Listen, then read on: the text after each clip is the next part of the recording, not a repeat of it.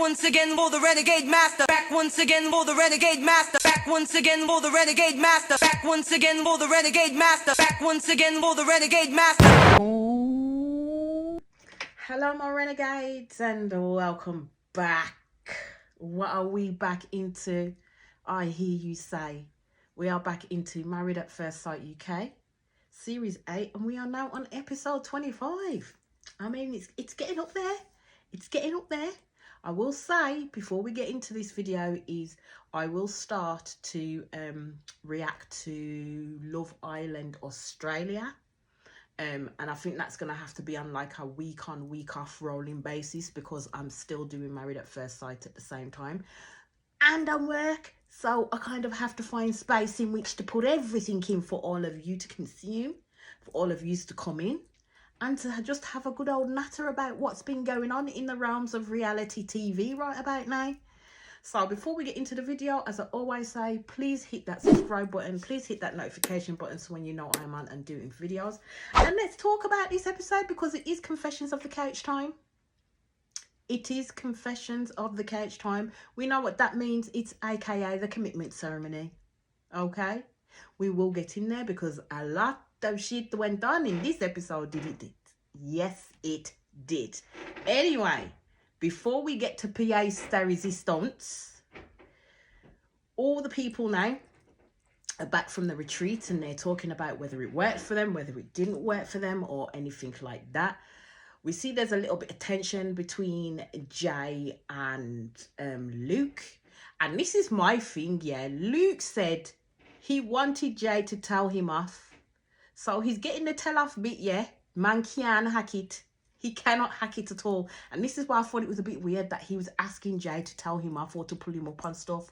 But the reasoning that Luke is giving in regards to what he's saying to Jay about how in the context that he meant the comment about, well, if you were able to rob a bank and never got caught, would you do it? That was not in the context of him praising Jay and putting her up there, because I didn't hear him say one positive thing about Jay in that sense, because it came off the way Jordan said it. And I think everybody else thought it came off the way that Jordan said it, in the context of you think that you could do shit behind Jay's back and she ain't gonna say shit to you if she found out, but then you put the context out of the freaking bank. So the way that Luke is saying that he meant it, I don't believe in the motherfucking slightest. Jay's gonna believe him in the sense because that's her man at the end of the day. So I ain't gonna fault her for that in terms of her thinking. She's kind of up and down about it, but at the end of the day, she's gonna follow her man. She's gonna follow her man. So it then moves on. You see Peggy and George having their talk. And the thing with me about Peggy is the fact that she constantly makes everything about her. It's, can't you see how I felt vulnerable? I'm exhausted. I'm drained. It's all about her.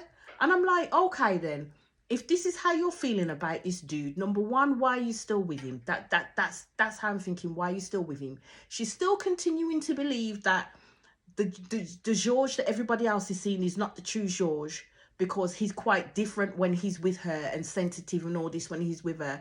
There could be many faces to George. It doesn't mean it's not the true him at the end of the day. George can show many faces that he wants to show. Like he said, he's a bit of a chameleon. So for her to keep pushing on him that, you know, you need to change, you need to do this, you need to, what the fuck is she doing for him? Somebody to please explain it to me. What is Peggy doing for George at the end of the day except trying to mold him into the type of person that she wants and will accept and will be proud of and won't feel so embarrassed by? So somebody please tell me what is it that she wants from George? Like seriously, what more can this man give? Really, what more can this man give? So then it comes to Erica and Jordan talking about the situation with Luke, and basically Jordan's talking about how his mindset is wrong, and I agree. I would agree. I don't really like Erica that much, and Jordan up to a point at the end of the day, because I think as soon as these two have come into the melee, they have caused a lot of upset with certain people, and they have caused a lot of, see, Michael's come down my face, but hey ho, we shall carry on. And they have caused a lot of controversial issues with people, namely Tasha, and namely some other people as well, that they've had a back and forth with. But this one here, because I'm sorry, I know I'm gonna be fait accompli, but minute here. At the end of the day, I don't think Jordan and Erica was in the wrong. Jordan and Erica were not in the wrong at the end of the day. So they're talking about Luke, they're talking about the situation, they're talking about that the fact that Jay's going to be on the back foot with it, they don't know what's going to happen, and Erica makes the phrase that, you know, Luke is going to be raging, and Jordan says why, and I'm thinking he is, though. From what we've seen, this man was raging, like full on raging. And my thing is someone will only get that het up and that angry if you've literally told the truth about them, but yet they want to save face by saying, nah, you're lying on them, so now they're going to come for you. And that's what Luke did. He went down.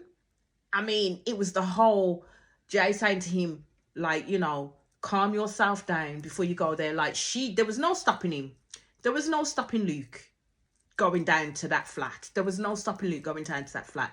But my thing is the onus was put on Jay to try and calm and collect that situation before he went down there. But we knew Luke was not calm in any way, shape or form. But there were other people there.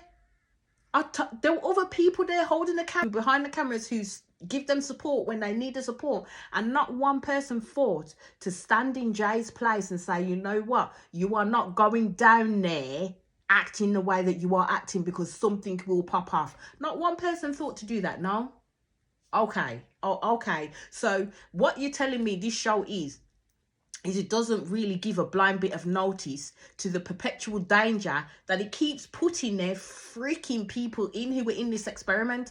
Like, they really don't care about it. As long as it's good for TV, then the other person who's gonna be the fucking brunt of Luke's anger, that don't matter. That don't matter until man put hands on him.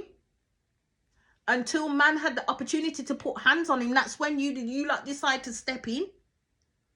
I mean, how else did they think that was going to go? Luke was angry. Luke was het up. Luke needed someone to blame. Luke needed to get rid of this excess freaking anger and aggression that he had going on and bubbling it within him. And the only person he saw that he could let loose on was Jordan, because he didn't like Jordan. He didn't like Jordan for the fact that Jordan was splaying out the truth. That's what it was. And then they've got it in their head that Jordan wouldn't have said that if Luke was still at the dinner table. Have you met Jordan? Like, have you really met Jordan? If Jordan sat at the freaking retreat and told you about yourself to your face, do you not think that he would have brought that situation up while you were still sat at the table? Like, come on, Luke. Seriously, and Jay at that point, come on. So then, as we have it, he goes down to the house, to Erica and Jordan's flat, him and Jay, Luke and Jay. Boom, boom, boom, boom, boom, boom, boom on the door. And I'm thinking, why are you banging on their door like you're some kind of Gestapo or something? Who the fuck are you to bang on my door like that? So then, Erica and Jordan's jumped off the chair thinking, what the fuck? Jordan's opened the door. He's greeted with an aggressive Luke. Luke is like, oh, so you've been chatting shit about me. And boom, Luke lets off and starts grabbing Jordan. Now, you see, Erica gets up and looks and thinking, oh my God, you got Jay shouting, saying, Luke, stop. Yeah. Now, you see me. And this is me in a nutshell. You see me. If I was in Erica's position, because I know not many people would do this at the end of the day. Not many people would do this. If I was in Erica's position, because I know I have done this before when I've been with someone, I would have set foot, literally, you would have seen me launch off the sofa. I would have launched off the sofa over freaking Jordan. Jordan would have had to try to hold me the foot back because I would have set foot on Luke. And that's the type of person that I am in that sense. If you're coming for the person that I'm with, oh, best believe they're gonna have backup. Best believe I'm gonna jump right into that shit, because nah, man, I'm gonna stand back and watch you try to set foot on the person that I'm with. Are you nuts? Are you nuts? You take one, you're gonna take the both of us. That's how I am. That is how I am in that scenario, and it is one of those like quick snapshot decisions. It's not even a case of flight or fight. Kind, it's just boom, psh, I'm gone. At the end of the day, I'm there. I'm writing that. I'm writing that. So I'll be like, Jay, you best come get your man. You best come get your man, because I am going to be looking to do some type of damage, because he ain't touching mine. He's not touching mine at the end of the day. And you see, and then that, as I said, is when it starts to get physical. And actually Jordan held his own, to be fair. Let's not forget that Jordan held his own, to be fair. When it started to get physical, that's when the people came out of nowhere to separate them. And I thought, where the fuck was you before Luke went and made the decision that he was going to go and try and put hands on someone else? I don't care what you fucking said in any type of scenario. You have no right to put your hands on someone else. And this is where Luke went straight over that boundary. Straight over that boundary. He stepped over a mark that he could never pull back from in that sense. So let's just put it this way, yeah. With the behavior that Luke caused, is called assault. He literally assaulted Luke over things that were said, over the fact that Jordan told the truth, because he felt that Jordan took what he said out of context. There was no other context to be had in terms of what Luke was saying. No other context at all in terms of what Luke was saying. And Luke's behavior was absolutely freaking disgusting. Like, absolutely disgusting. And at that point, I was like, yeah, they should kick his ass out too. Like, seriously kick his ass out too. Because how are you then expecting two people that he's literally attacked, to be fair, one physically but the other one emotionally, because best believe there would have been an impact on Erica, but there also would have been an impact on Jay in terms of having to deal with that, and the fact that she's going to be associated with what the fuck Luke just did. At the end of the day, she's going to be associated with that. There's no ifs, no buts, no maybes. So in terms of that whole impact, Luke should have gone. He should have went, see ya, there's the door. No chance to come back through that. They both should have left at that point in time. So now we get to the confessions of the couch time. And the experts say that there was a bit of an issue within the couples. I think people kind of already can gather that there was an issue between Luke and Jay and Jordan and Erica by the looks that they keep giving to Jordan and Erica. And basically they said that Luke and Jay will be joining later on, but not with the group. So I took that to mean that the group will go through their confessions of the couch, aka commitment ceremony situation, make their decisions, then leave. Then they'll bring Jay and Luke in after they've left because of the situation. But yeah, I'll get to that bit in a bit. So then we see Paul and Tasha come up, and basically Paul's happy because he managed to style himself. And basically they're gushing about each other, and Paul is feeling that he's gotten closer to Tasha and that it's been a good week for them. And Tasha's saying that her feelings for Paul are much deeper than she thought. And she's able to at least say those feelings out loud. And they did ask them, because I think they asked each of the couples, what do they believe their challenges will be for the future going forward, especially when they start to get out of this process. Where are they seeing themselves at the moment? And Tasha was basically saying that the difficulty that they have at the moment is actually discussing things about the future and what it will look like and how it's going to project forward. So they were giving advice around that thing. But the one thing I did notice is that Paul did not have his wedding ring on. Tasha had hers on, but Paul did not have his wedding ring on. I did notice that very, very quick. My eyes are quick, you see. My eyes are quick. Anyway, they made the decision to stay, as of course. Then we get to Ella and JJ, and yes, they're all smiles, and yes, they're all talking about like the situation, that they're grateful to have the opportunity to come back.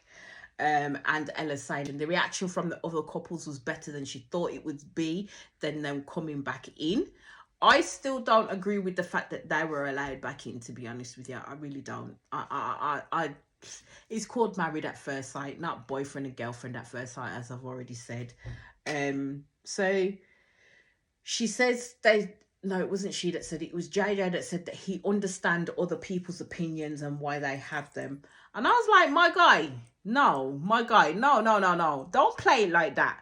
Don't play it like that, because you literally wanted to shut down other people's opinions that didn't align with yours and Ella's at the end of the day. So you take the opinions of all the others that aligned with you, but when it came to other people's opinions, per se, Jordan and Erica's, you didn't align with what they said. So you literally wanted to shut them down completely. So for you to sit there and then say, oh yes, I understand that other people have their own opinions as to how me and Ella got together and to how we're now back in the experiment, yada yada yada. No, you didn't. You were just saying that because you got 3 people sat in front of you and you want to make sure that you look the best that you can do towards them.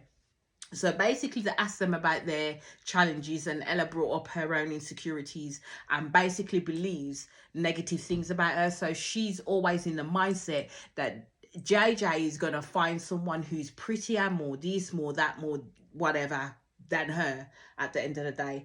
And my first thought is, I know this is going to sound horrible. This is going to sound horrible, but my first thought was when she said that, you're probably going to lose him the same way that you got him at the end of the day. That's how that's going to come about. The same way how you got him, Ella, is the same way how you're going to lose him. So I ain't going to say that Ella's feelings are not valid, because they are. At the end of the day, that's how she's feeling. That's her insecurities, and that's something that JJ and herself are going to have to take on board moving forward. And we know the decision that they made was to stay. Like, they ain't going nowhere. Like, seriously, they ain't going nowhere. So then we get to Peggy and George. Now, the one thing I will say before I get into these two, yeah, is remember from my last episode where I said that this woman should just write leave on her card and go. Like, seriously, because I don't think she wants this man. Okay, so remember I said that. So basically, you got George that wasn't happy, and Peggy saying it wasn't the best weeks of all. And Peggy going on about in terms of the love-hate week and the fact that she doesn't really like George's hobbies and passions, and she says it's more about the online requests that he gets that is causing her the difficulty. And I just, you know what? I'm just gonna pedal past. I'm just gonna pedal past. Keep pedaling past, because I just can't. And then that's when she brings up about this real George thing, and I'm just like, why are you like this towards this man? Like, seriously, why are you like this towards this man, to the point where George literally broke down and basically found that it was really challenging, because then she turns around and says it's tough to defend George against everybody else, and felt that she's exhausted, she's losing herself, and believing that people would love him if they knew how he was behind closed doors. But that's how he is with you in your marriage with you, Peggy. He doesn't need to show the whole world that, because at the end of the day, he's thinking, as long as I'm showing you the essence of me and the fact that I respect you, the fact that I love you, the fact that I want to be with you, then that should be enough for you. But no, because of the outside noise of everybody else and the fact that you are getting embarrassed and you feel that you are humiliated, you want to put then this pressure on George that you need to change who you are, you need to change the epitome of the essence of who you are to fit the mold that I want you to fit in. And that's the essence of what I'm getting from Peggy. She wants George to fit a mold that she wants to put him in at the end of the day, because of how she feels from hearing everybody else's outside noise. And I think it's absolutely freaking ridiculous. And like, so when George gets upset, she's then sitting there about, like, it generally kills me. This actually, tell a lie. When George gets upset and he's the one that says, it genuinely kills me that people don't think I am who I say I am. And this is where I said to myself, you're saying the exact same things when you badmouthed Laura, because Laura's literally saying that she's fed up of showing people the essence of who she is and people not accepting her for who she is. Now, George is in the same boat as Laura, and this is why I'm saying he should have kept his mouth. When it comes to Laura, he could have shabum, because you know what, in that space in time, you're feeling the exact amount of shit that Laura felt at the end of the day, but it's not coming from everybody else, it's coming from your wife. So I honestly believe that, like, he's flogging a dead horse when it comes to Peggy, like seriously flogging a dead horse when it comes to Peggy.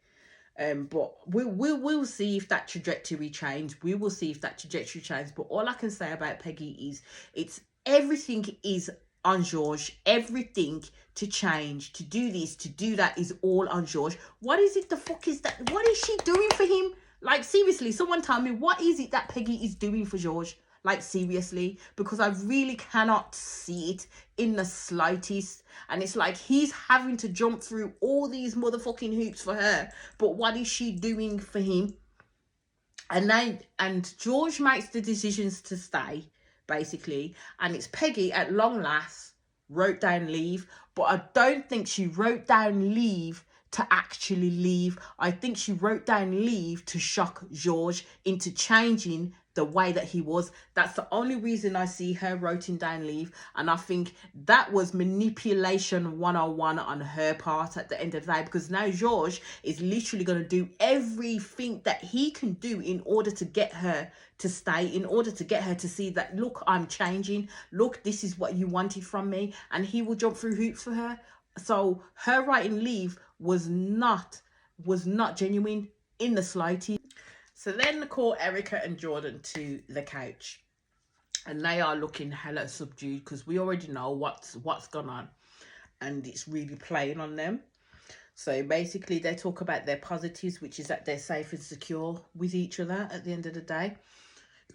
And what I noticed though is Jordan sometimes, in certain situations, especially when it comes to confessions of the couch, can be a man of very few words. And it's kind of like Erica becomes his mouthpiece. But then he just drop a few gems here, there and everywhere, as he does. So I'm not going to go through everything that they did say about each other. But all we know is they said that they're going to stay. Okay? So then the next one's up is Roz and Thomas. And they are looking good together. And they are very happy about each other. So when Paul turned around and says that they're the epitome of how people can build a stronger relationships, I look at them as kind of the example of what married at first sight should be at the end of the day. That at all costs you are willing to work at this marriage that you have just connected with someone that you don't really know. You're getting to know them all in an ass backwards way at the end of the day.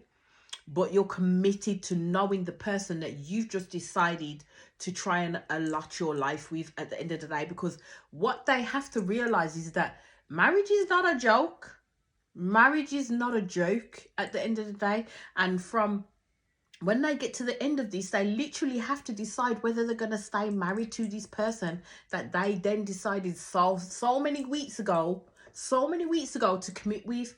And the strides that Roz and Thomas have made have been great at the end of the day. If you think about where they first were to where they are now, to the point where they can literally say that they have feelings for each other.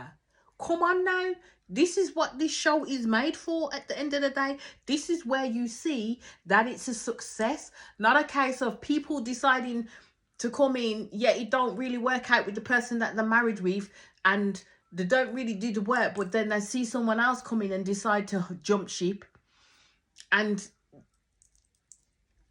I don't have much more to say about Roz and Thomas, but yes, they both said stay. They both said stay. And then we get to Mark and Sean, and like Sean got really emotional, like hella emotional on the couch in terms of the pressure. And now Mark is now seeing the pressure that he has heaped on Sean by Sean constantly hearing the fact that I don't want to be hurt, please don't hurt me. That's a lot for someone to take on, because at the end of the day, that is not a promise that Sean can keep.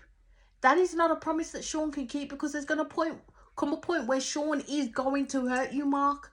Sean can't keep that promise that you keep heaping on him. At the end of the day, I'm going to say it again and again, is I really don't believe that Mark should have been able to come on the show. And I don't say that in a horrible way in the slightest, because everybody deserves to find that person for them, and everybody deserves to have an experience of that love that they're looking for. But for Mark, I don't think this show was right for him, because at the end of the day, he's had 2 traumatic things happen in his life. He's not been in a relationship for 10 whole years, and then you want to come under the microscope to try and make it work with a stranger when you haven't actually worked on yourself, and you also don't know how to do a goddamn thing for yourself because you get your mum to do it 24/7. And as you said to the experts, that sometimes it's very hard for the person that you have met to try and get to know the true essence of you, because you've always literally got a guard up because you don't want to be hurt. But then what you did with Sean was impact that by then saying to him, even in your marriage vows, don't hurt me, which is virtually impossible for someone not to do, because you're going to get hurt at some point in your life. So then they made both the decision to stay. And then we have Adrian and Matt. And they both believe that they're still the perfect match for each other. And as Adrian said, it is a strong match with them. But Matt is kind of boring as hell. And more will be said when we get on to the next episode. But when they say that Matt is not an extrovert, he is the epitome of not an extrovert at the end of the day, even with his own wife,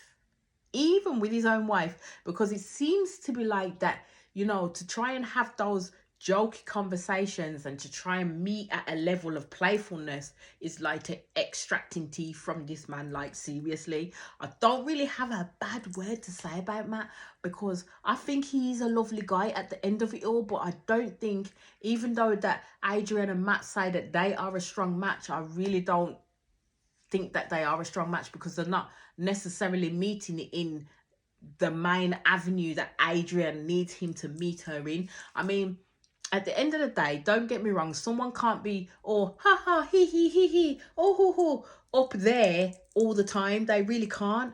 But there's got to be times where you can go up there and literally bounce off each other, because I know what Adrian means when you want someone that continually bounces off each other and you're laughing and you're joking, and it just makes things that little bit easier because you're on the same wavelength. That's the crux of it. Them two are not on the same wavelength. When it comes to everything else, they're a strong match. But when it comes to this little entity right here, they're not on the same wavelength at all. I don't know if they'll ever get to be on the same wavelength, but as time will tell. Well, actually, they don't have that much time, to be fair.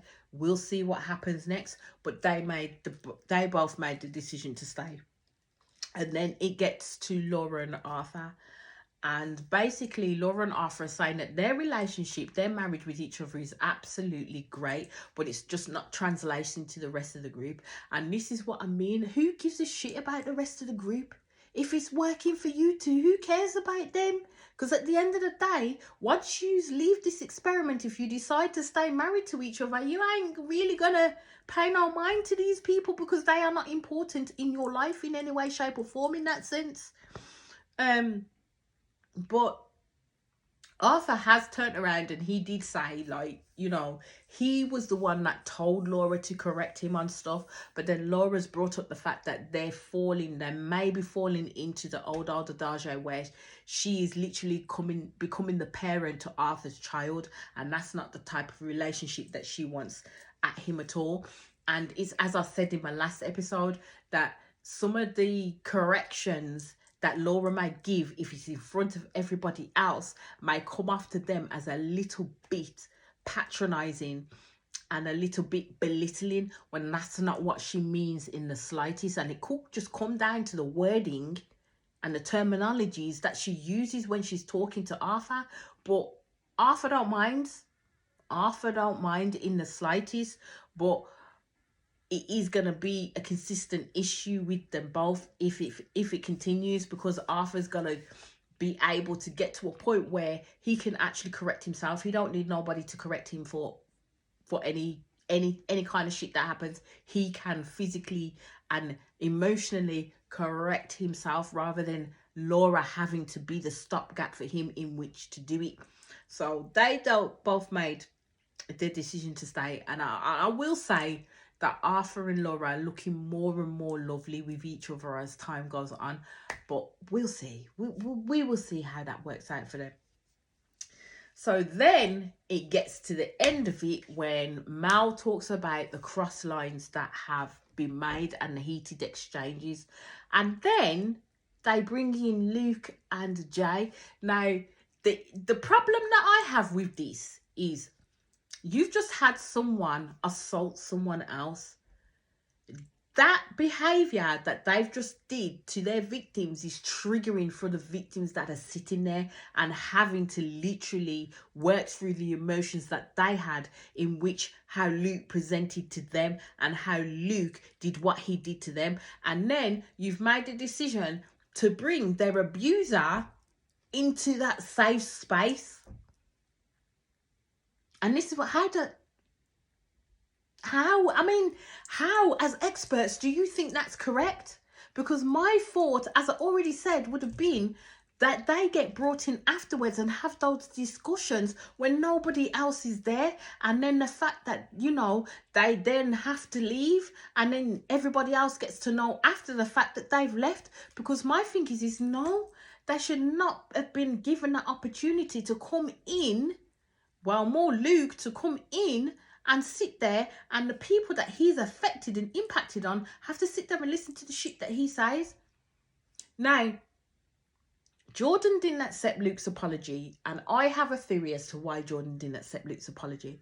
Because when Jay and Luke first come in and the experts spoke to them, Luke was literally laying out the foundation of why he believed he was justified in the actions that he took against Jordan at the end of the day. He literally was saying, well, there's two other people here that were saying X, Y, and Z, and Jay stuck up for that and said, well, we don't believe they would have said that if Luke was still sat at the table. They waited until he left to be able to dig the knife in, and he believed that they were doing that to try and upset the apple cart with him and Jay's marriage, which is further from the truth, to be fair. And this is why I say that Luke was trying to justify what he did to Jordan.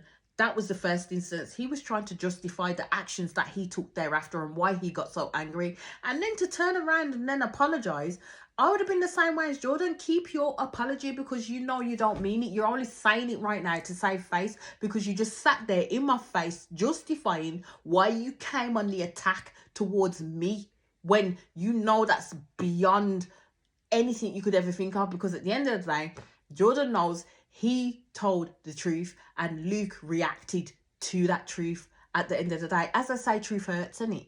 As they say, truth hurts, and that's what happened with Luke. He reacted to that truth. At the end of the day, I hold no fault to Jay, because she's stuck between a rock and a hard place. So basically, her loyalty is going to be to her man. Her loyalty is going to be there regardless. So I don't feel bad in any way, shape or form in which Jay took up for him at the end of the day. So at the end of all of that, the decision was made to remove Luke from the experiment, and in removing Luke, they had to remove Jay, and everybody kind of got upset by that at the end of the day. But it was the correct thing to do, because at the end of the day, you laid hands on someone, you got physical with someone, you crossed a boundary, you crossed the line at the end of the day, and there's no way in hell that man could then stay and then believe that you've got two people here that be able to see you on a day-to-day basis, able to share a space with you on a day-to-day basis. It won't be safe for them at the end of the day. As Erica said, and as Jordan said, it was triggering. It triggered them. Like, his behavior triggered them, because they've had experiences of violence within their lives, and they don't want that. They don't want any part of it. So that is where I'm going to end the episode, because as we know, Jay and Luke then left. and there was nothing else more to talk about at that point. But I shall be back in quick succession with the next one. As I always say, please hit that subscribe button, please hit that notification button so when you know I am on and doing videos, and I will speak to you all again soon. Peace out.